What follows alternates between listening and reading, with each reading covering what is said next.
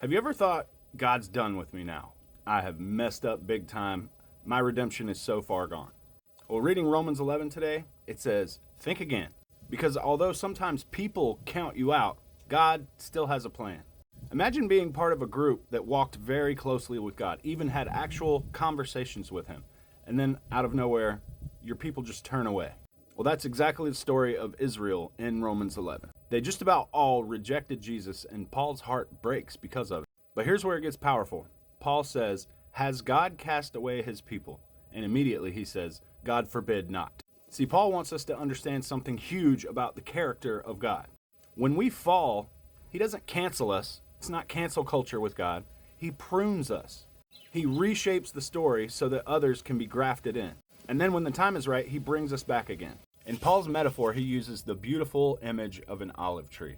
He says that the roots are like God's promises, his covenant.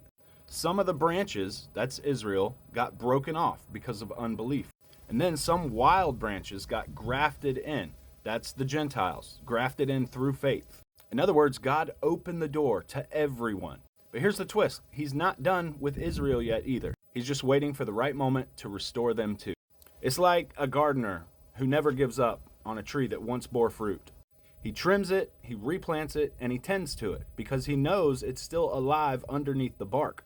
Paul's message hits home for any one of us that have always thought we have gone way too far for God's redemption, or if we've wondered if God's blessing has just skipped over us. The answer is no. If he can graft wild branches back into a tree, he can graft you in too.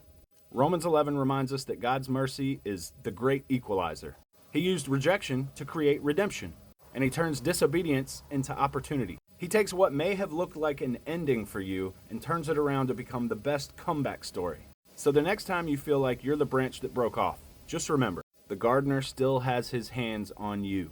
You might have been cut, but you're not cut off.